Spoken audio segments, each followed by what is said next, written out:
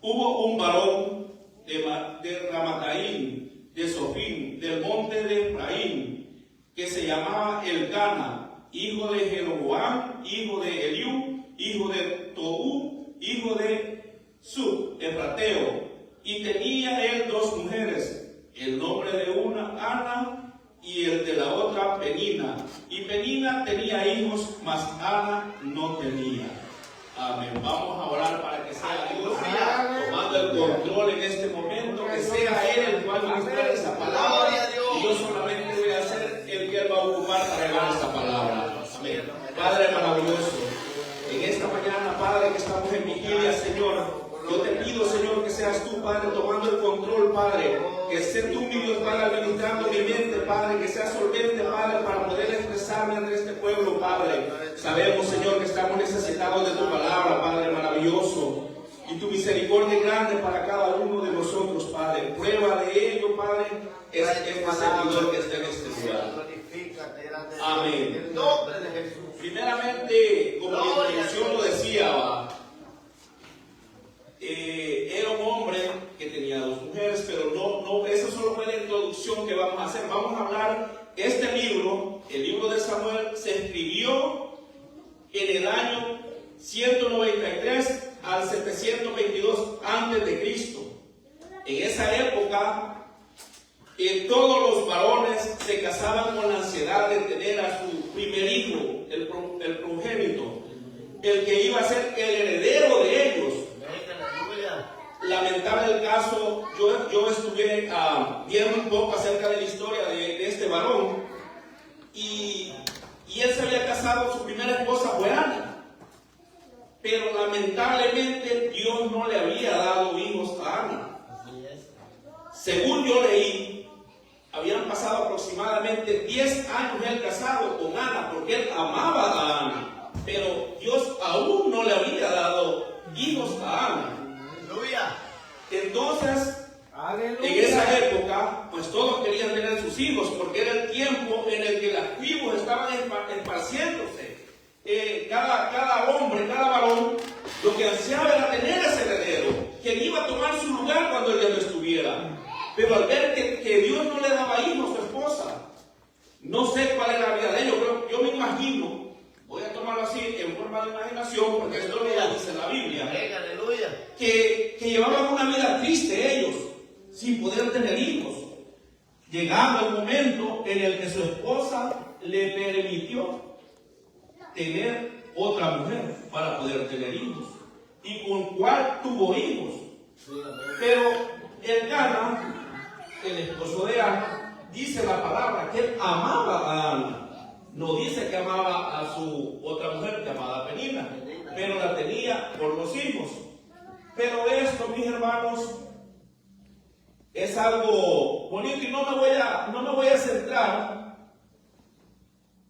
en los problemas que ellos tenían. Yo me quiero centrar de la promesa y de la bendición de cuando Dios cumple sus promesas, y el valor que tiene en nosotros cumplir esas promesas que hacemos. Aleluya. Algunas veces nosotros podemos prometer algo, y yo les voy a decir algo, mis hermanos: cuando prometamos algo, tenemos que hacerlo. Amén. Gloria a Dios. Lamentablemente, yo no me crié en una familia cristiana. Tanto mi padre como mi madre, ellos no eran cristianos. Mi padre aún vive, mi madre ya falleció. Pero mi padre, a pesar de que ya está bastante mayor, 78 años aproximadamente, él no quiere saber nada de lo que es las cosas de Dios. Mi madre, antes de fallecer, gracias a Dios, ella falleció aproximadamente 8 años. El día que yo llegué a Houston, ese día estaba falleciendo mi madre. Pero no estoy triste, porque yo sé que ella está con Dios, porque ella conoció a Dios antes de morir. Ella ya llevaba unos años perseverando. Era una persona que yo no le puedo decir qué tipo de cristiana era, porque yo no asistía a la iglesia.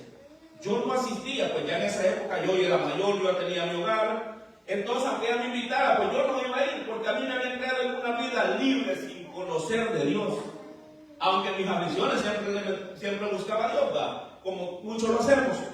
Pero gracias a Dios, llegando acá, ya después tuvieron que pasar 40 años para que yo me acercara a la iglesia. Ha sido difícil, pero no imposible. Quizás prueba de eso es que después de aproximadamente 7 años de estar como que acepté a Dios, es primera vez que estoy en el altar. Alguien puede decir, son 7 años, ¿y qué pasó en 7 años? Me quedé sentado en la mano. Aleluya.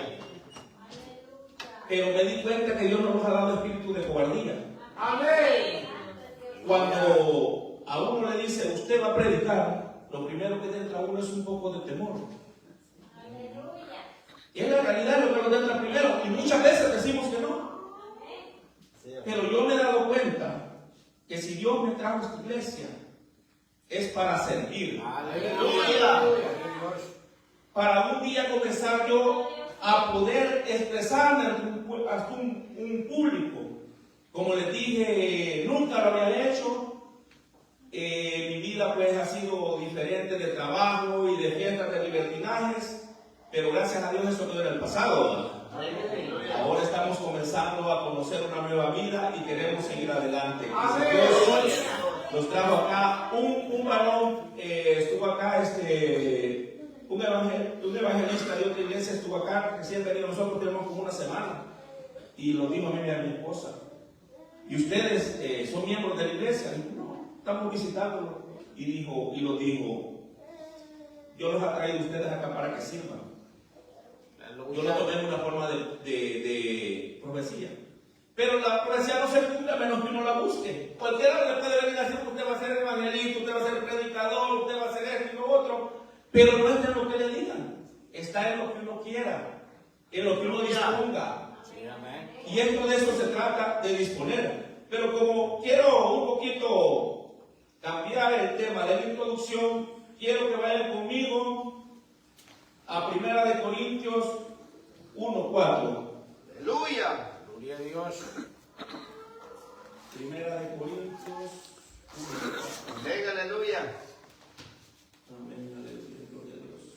Alabado sea Jesús. Donde aquí Dios pues nos habla acerca de lo que es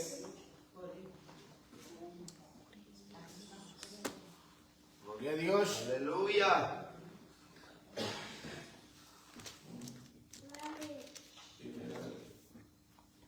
Aleluya. 1 Corintios 1:4. Gracias a Dios, gracias doy a Dios siempre por nosotros, por gracia de Dios que os fue dada en Cristo Jesús, porque todas las cosas fuisteis requerido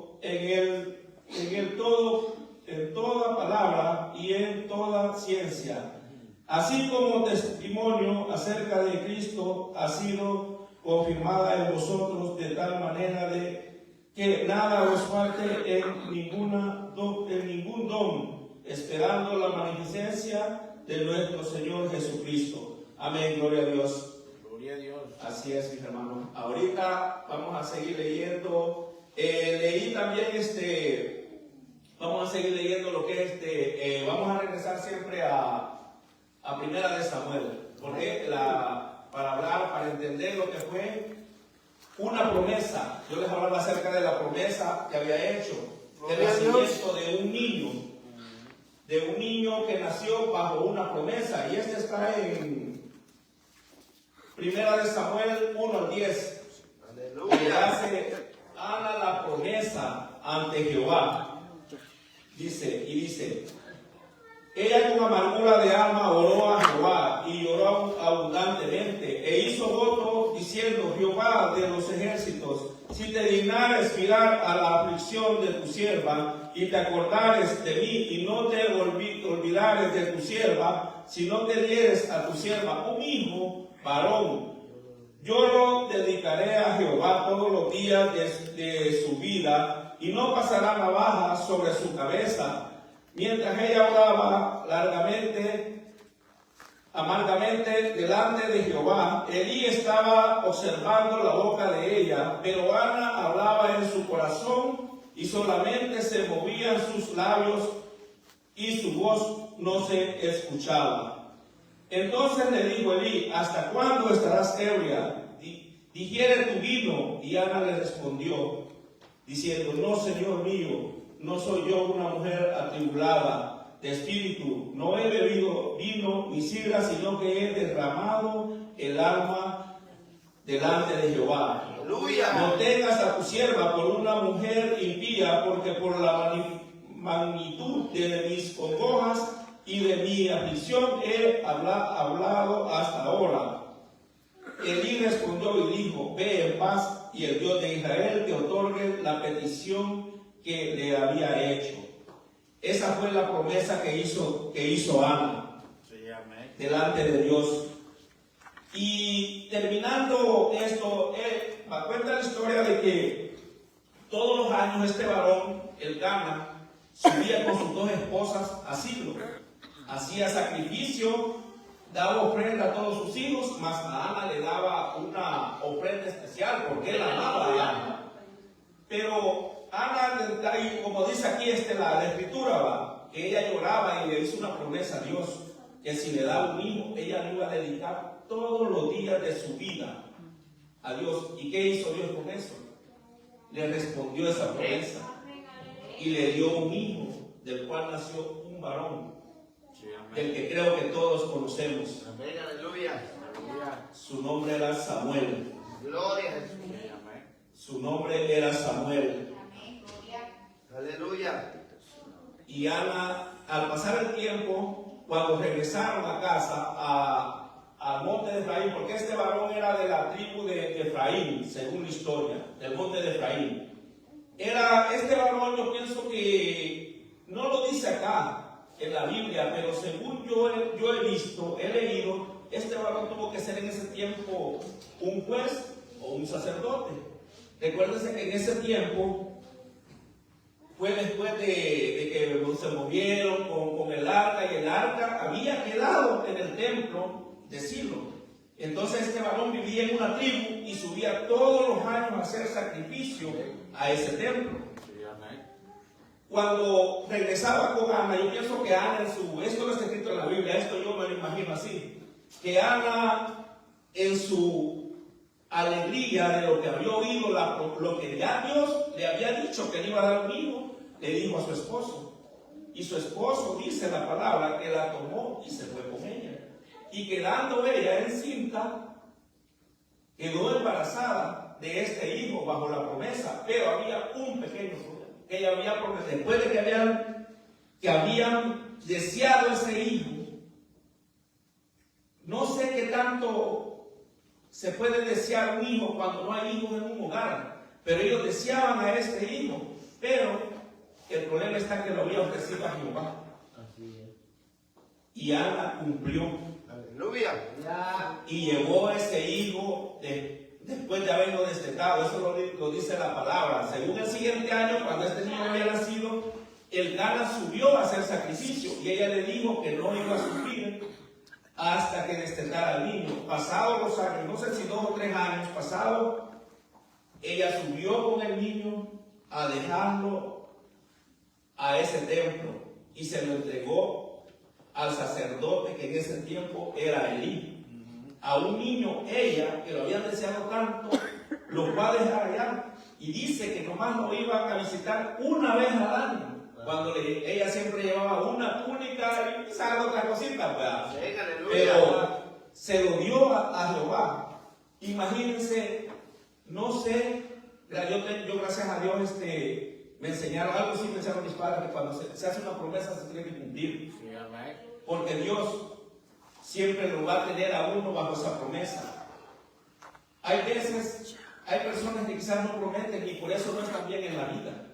Cuando uno promete algo, uno lo tiene que cumplir. Y esta enseñanza yo la tomé porque me gustó esa promesa que hizo Ana y dio a Dios.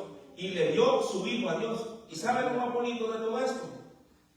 Que nunca lo perdió. Ella se lo dio a Dios. ¿Y qué pasó después? Dios le dio más hijos a ella. Amén. No sé si le dio, pero 5 y con Samuel fueron 6 hijos, después de que era una mujer estéril. Todo por el hecho de haber cumplido una promesa. Y eso es lo más bonito que se puede hacer en esta vida, cumplir las promesas. Amén, así es. Samuel fue, fíjense, este hijo, este niño que se le dio, fue en el tiempo de los jueces y de los reyes que se lo dieron, fue instruido por el sacerdote Elí.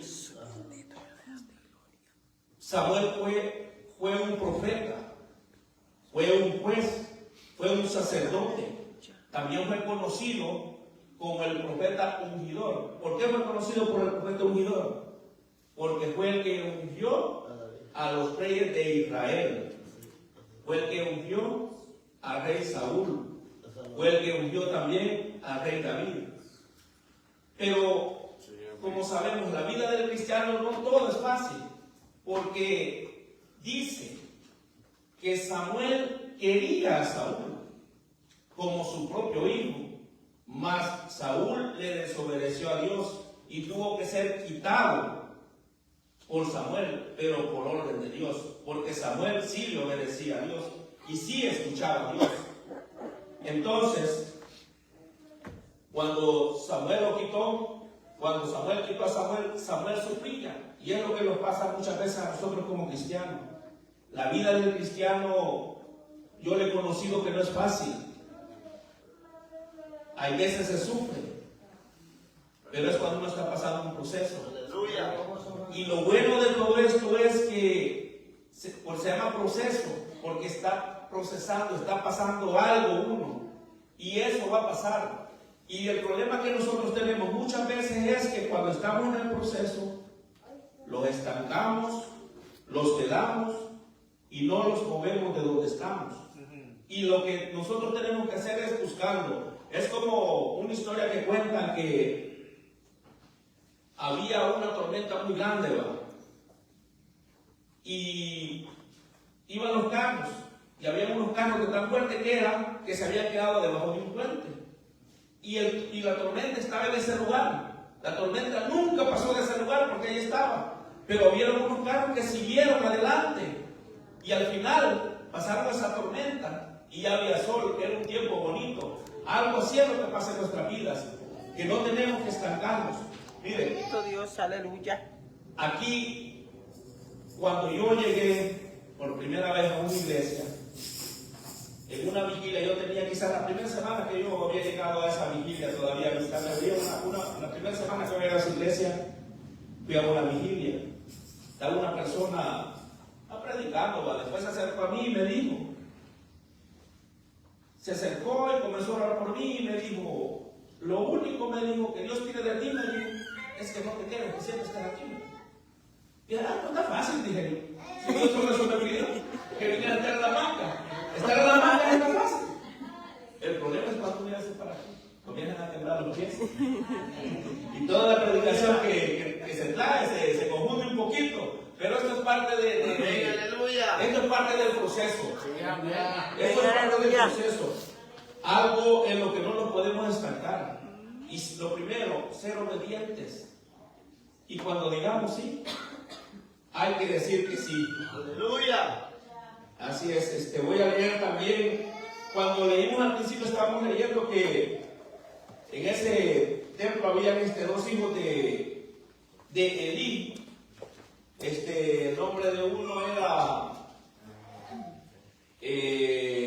Ofni y el otro Fil, si no está mal. Quiero que vayan conmigo siempre a Primera de Samuel, al capítulo 12.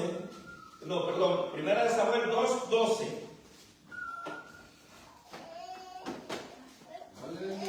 Amén, gloria a Dios. Alabanza. Gloria a Dios. Aleluya. En el capítulo 2:12 lo dice: los hijos de Elí eran hombres impíos y no tenían conocimiento de Jehová. Y era costumbre de los sacerdotes con el pueblo que cuando alguno ofrecía sacrificio, venía el criado del sacerdote mientras se cocía la carne, trayendo en su mano un garfio de 3 dientes y lo metía en el perol, en la olla, en el caldero o en el caldero o en la marmita, y todo lo que sacaba el garfio, el sacerdote lo tomaba para sí. De esta manera hacían con todos los israelitas que venían a Silo.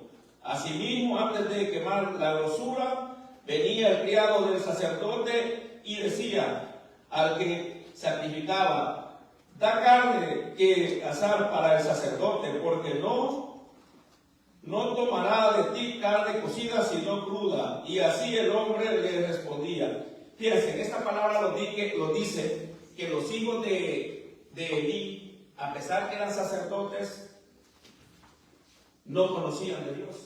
Aleluya.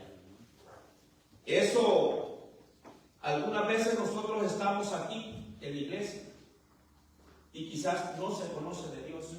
Por eso es que no obedecemos el mandato cuando Dios nos habla. Aleluya. Muchas veces ignoramos la palabra de Dios.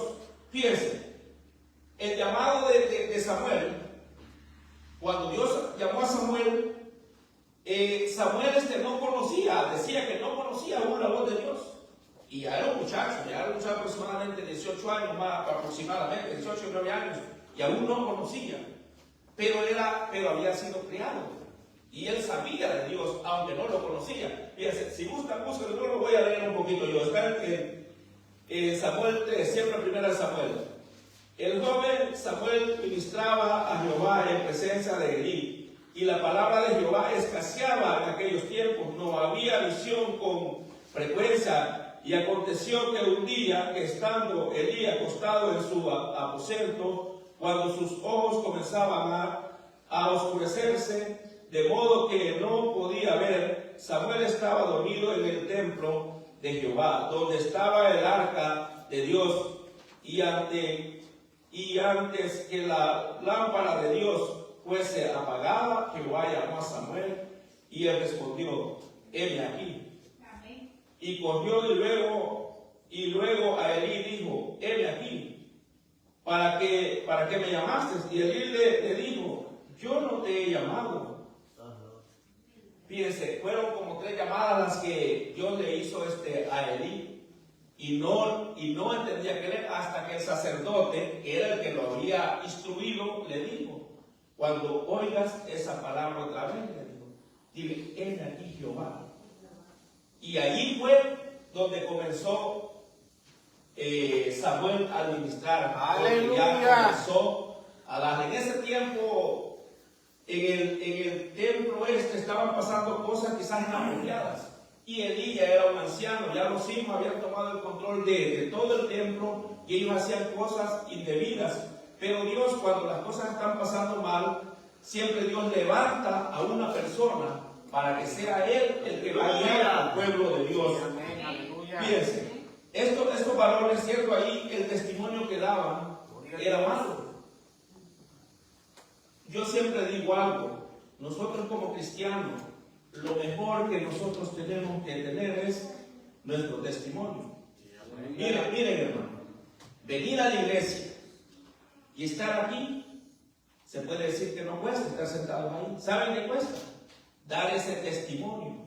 Y el asunto es que cuando nosotros ya hemos declarado que somos cristianos y que pertenecemos a una iglesia, ya no estamos jugando solo con nosotros, ya estamos jugando con el nombre de Dios o con la iglesia. Por lo tanto, nosotros lo mejor que podemos dar es nuestro testimonio. Miren, las zonas más difíciles para nuestros testimonios son con nuestros patrones, con nuestros compañeros de trabajo, con nuestros vecinos, en nuestros hogares. Esos son los lugares más, la gente que está más cerca de uno, y es la gente que lo va a identificar a uno como cristiano. Yo le doy honra a Dios porque desde hace tiempo yo testifiqué con mis patrones y mis compañeros que yo soy cristiano. Y aunque ellos bromeen, ellos pueden hacer sus bromas, pero a mí no me hacen ninguna broma, y todos me tratan con respeto.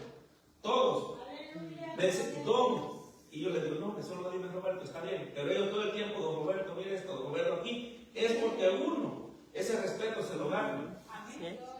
Hay un joven que ha llegado nuevo a nosotros, está bien muchacho, y hay un compañero mayor que mí, y un día estaban ellos hablando su fuerte, y yo le digo, mira, le digo, ¿por qué le falta respeto a él? Y me dice, él es bastante mayor que vos, le digo, y me dice, me dice que respeto, me dijo, no se gana por la edad, me dijo, respeto se gana, me dijo, porque el que se lo merece, me dice. Y yo le digo, a mí, porque a mí nunca me han dicho nada. No, me dijo, porque a usted me dijo, desde que he venido me ha tratado con respeto. Y me dice, usted. Y yo le digo, ¿sabes qué es lo que pasa? Le digo yo soy cristiano, le digo, y asisto a una iglesia. Y cuando yo estoy aquí en mi trabajo, yo estoy dando testimonio de mi iglesia y de Cristo, le digo. Aleluya. Eso es lo mejor que nosotros podemos hacer, hermanos. Así es. Y la fe, cuando Ana ofreció a Dios y Dios le respondió y quedó embarazada, para mí fue la fe la que ella tuvo más. Porque la fe es la que nos hace a nosotros movernos. Y la fe, fíjense que la fe, hablamos de la fe, ¿verdad? Pero la fe es algo que no se ve. Aleluya. Es algo que no se siente. Pero nosotros como cristianos sabemos que está ahí la fe. Y es la que nos mantiene a nosotros. ¿Qué me mantiene a mí aquí? La fe. ¿Cuál es esa fe? De que yo voy a tener una vida eterna. De que estoy en este mundo de pasada. Yo no sé cuánto tiempo yo voy a estar en este mundo. Pero tengo la fe que después de este mundo yo tengo una vida eterna. Y le doy gracias a Dios porque aquí están mis hijos pequeños. Quizás tengo dos hijos mayores. Con uno le doy gracias a Dios porque él es un servidor de Cristo también. Él no está en esta iglesia, pero yo sé que está sirviendo en otra iglesia. Amén. Con el otro tengo un poquito más de diferencia, pero yo sé que Dios va a hacer la obra en él. Yo ya puse toda esa carga, yo ya no la traigo en mi espalda. Yo esa carga yo ya se la puse a Dios. Y es Él el que va a hacer la obra. Y yo con mi hijo, cuando hablo con mi hijo, yo solo le digo a él, hijo, de todo lo que me hace, le digo, tiene consecuencias. Si usted en esta vida hace cosas malas, después de esta vida, usted va a tener cosas malas.